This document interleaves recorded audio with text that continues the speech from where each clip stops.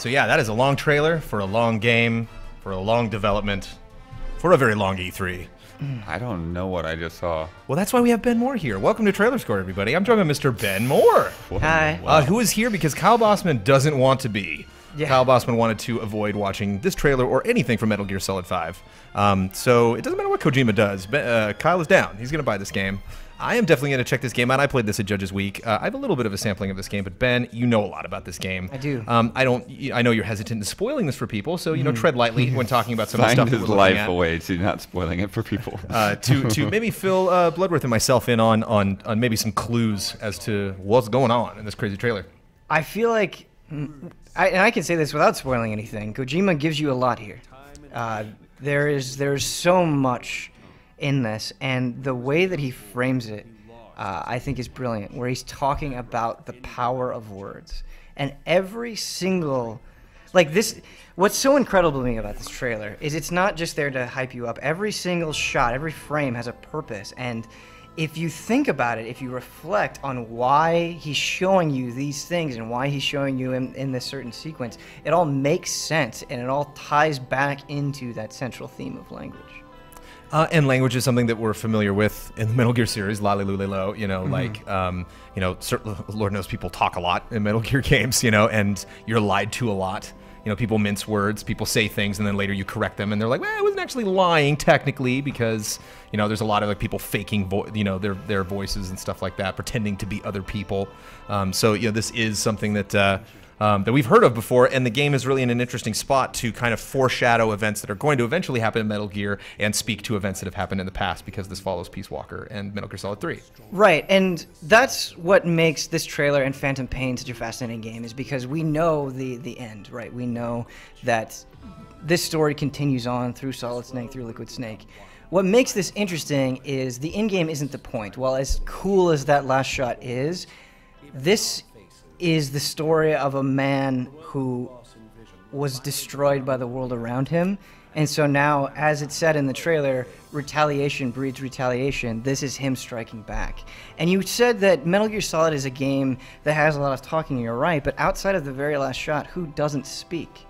Yeah, Big Boss. Big Boss. And there's a reason for that. We'll definitely know when he talks, because it's Kiefer. You can definitely hear a very pissed off Kiefer, a deeper, creepier Kiefer than I think we're used to in the media that we've gotten from MGS5 so far. I think outside of the Metal Gear Solid 4 trailer, this is the trailer that I've watched the most. So I've put a lot of thought into this. I have my own theories, and I think I might be going overboard.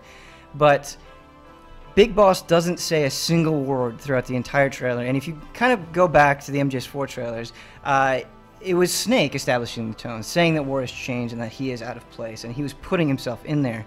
But I think it's interesting that he speaks at the end, because I think what the trailer is emphasizing is that for him, the only thing that he cares about is avenging the people that he loves and striking back. There is no him left. The only part of him that exists is the will to coalesce into a force so he can have his revenge. And I think the reason that Kojima chose to have him speak at the end is that his twins, Solid and Liquid Snake, are giving him new life, so he can speak through them. And that's my theory on it. And that's potentially dangerous, to make a game in the middle here. It's like how I felt when I saw the Star Wars prequels. It's like, Obi-Wan would be a danger, and I'm like, no, Obi-Wan, don't die.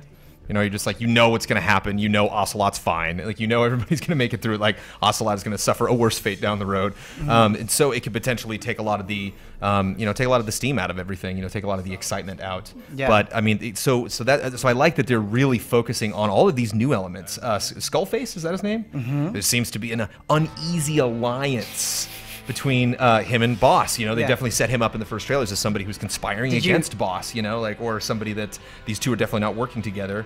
And then, maybe they are, Well, Skullface is in Ground Zeroes. Okay. And it's made very evident that they are antagonistic toward each other.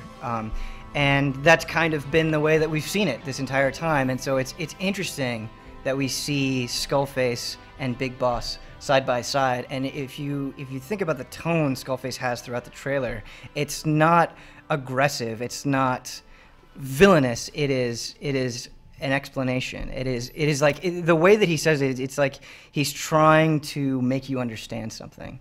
And if you look at the shot where they're in the Jeep together, it's like they're having a heart-to-heart, which I think is interesting. How do they reach that point? I like the music in this better than the Nuclear trailer. Because as much as I like it, you know, as hard as it can hit sometimes in a good way when Kojima finds that perfect song, you know, and of course there's somebody who obsesses over his project so much. If Kojima's like, this song, you know, that speaks a lot. You obviously want to listen to that and be like, wow, why'd you pick this song? This is an interesting match. But at the same time, you have something like the debut of Call of Duty Black Ops 3 where they like paint it black and you're like, oh, okay, it's black, I got it. You know, so you just like grabbing a song and just kind of throwing it in there, a song that I might recognize. You know, there could potentially be a lot of things that could, you know, go along in your head that maybe he's not counting on. You know, it's like some people have baggage towards certain, you know, pieces of music. People could have memories of that track. I don't have any memories or any sort of, you know, baggage that I'm bringing into this trailer with the music. And I just really like, you know, they keep adding different instruments onto this, you know, like kind of like techno. It's not really like a techno, but it sounds like it's digital. It doesn't sound like an instrument. It sounds like a keyboard that's playing this. And the like you mentioned, the retribution, you know, like stakes are raising, and so this tune, the dun dun dun dun dun, it keeps looping and getting louder and more intense. That's honestly, the music does 60% of the work. Yeah. And you know what they could have done, I think what a lot of trailers would do, lesser trailers, I'm okay with saying that, is they would have had like text on the screen. They would have said, "Big boss, a man that is broken, a man that has lost everything." And the trailer is above that because as you're listening to the music and as you're seeing this character, you feel empty. It sort of creates this hollowness inside of you, and it just does it through images and sound. And I think that's infinitely more powerful. I have two stupid technical things, which is why it's going to bring the score down a little bit. And then again, this is just, I apologize, Ben. These are just stupid things that I get obsessed about. One, I don't know who's talking, which is fine. It's clear that there's more than one character talking. Right. I say at least two, maybe more than that. That we go back and forth. We never see the scenario in which they're talking, and that does lessen it a little bit for me when I hear that. When it's just kind of like some voice comes in and then it ends, and I'm just kind of like, okay, what was that? You know, and I may sound like a hypocrite because we just talked about that with Final Fantasy VII, and I really enjoyed that. But I think the difference is like this doesn't feel like it was written for the trailer for this theme. No, this is from the game for sure. They cut out a couple of different lines and put them together, and yeah, it did kind of throw me off too, because I'm like, we're talking about it's like we're talking about somebody's backstory, and you kind of have to like sort of piece it together. I mean, you kind of know who they're talking about. And you don't have to show me the person talking, but even like maybe show me the scene right when they start talking, that I can kind of suggest like, oh, the person that's talking is maybe the guy that this arm belongs to, you know, so I could just kind of put a context to it, as instead of like, you know, like, oh, we haven't actually like attached the dialogue to that one scene, so I'm just gonna grab this audio file and, you know, plunk it on the trailer. I get where you're coming from, and maybe what I will say next will sound super alienating, but I went on Reddit and I went on NeoGAF, and because I was so excited about the trailer, I wanted to gauge other people's thoughts, and a lot of people said I don't understand. Like you said, who is speaking? Why are they saying these things? What's the context for all of it? And I think you have to actually think about the context of the trailer, right? This trailer came out after the very public and very sordid departure of Kojima from Konami, right? This trailer isn't trying to sell you anything. It's not trying to win over any new fans. And I think if you are absolutely diehard, like you bleed Metal Gear, this trailer will resonate with you in a way that it won't with other people. And I don't think any of his trailers has accomplished that quite as well as this one. And maybe that upsets people, but to me, this felt like Kojima was giving me a final handshake, because I knew exactly who was speaking. I knew the context for it. I knew their backstories. And so everything that was supposed to make sense made sense to me, and I appreciate that. I think it's bold when you have a huge AAA game. You know, you could show that trailer to a guy on the street, and he doesn't probably care about it. But those that do, it means a lot to them. That's why I'm glad you're here, Ben, because I'm almost guaranteed I'm going to give this a lower score than you will. And so I'm happy that your high score is going to bring it back up. One last technical thing, and I've mentioned this before on trailer score, people talking when you can't hear them. I hate that.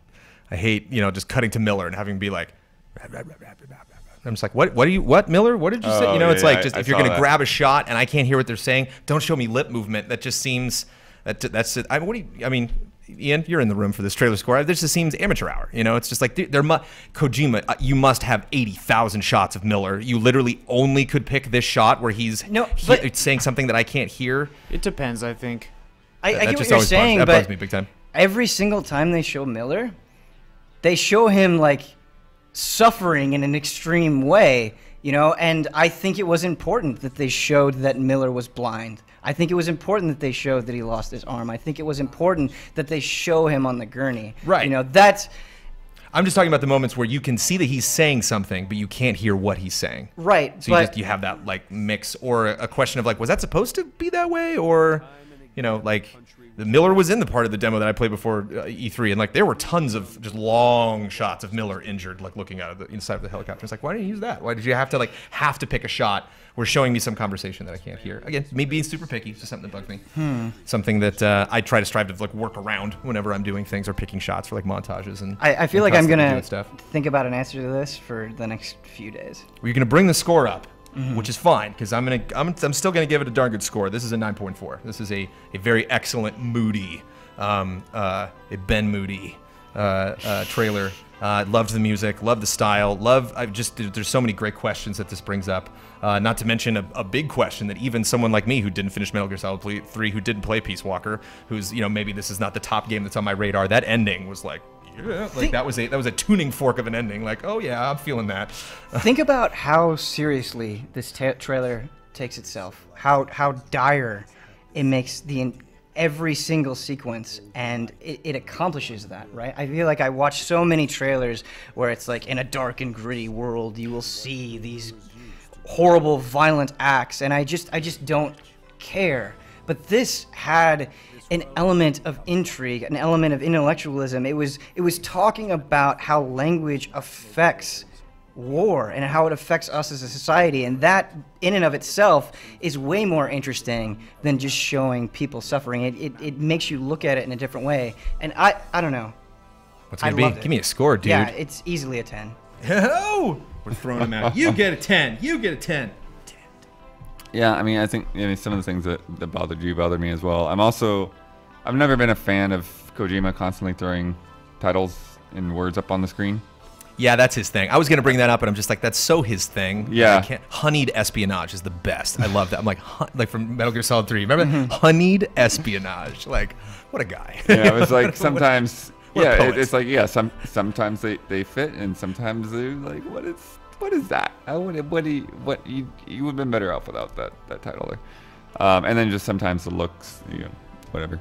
Of those titles. One last thing, repeated shots, also something that bugs me. You know, just kind of like the resuscitation scene. It was just like, ooh, we've seen this like 3 times now. You know, like, yeah, just a couple of shots that were repeated. And I guess the other thing is I mean, it's not really so much of a technical thing. Is I feel in a way that this does kind of spoil a lot. Like the stuff in here is freaking crazy that I would not expect from Metal Gear, even though Metal Gear is always freaking crazy. But what's interesting about it's spoiling a lot, that's your initial reaction. Like, man, I feel like I've seen too much of this game. But then you think about the interactions the characters are having and wait, what if it's under this context? What if it's under that context? What if this is their motivation? I feel like this trailer has so much intentional misdirection. And again, some people might be aggravated by that. They might say, oh, you know, Kojima, all he does is constantly troll, and he never just wants to say the thing that he should be saying.